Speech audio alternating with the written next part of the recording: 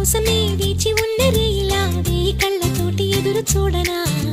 వానజల్లు కోసమే వేచి ఉన్న పైరులా గంపెడంత ఆశతోటి చూడనా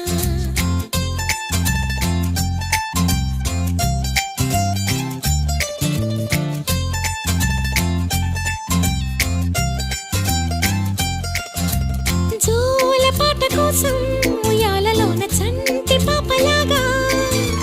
కోడి కూత కోసం తెల్లారు జాము పల్లెటూరిలాగా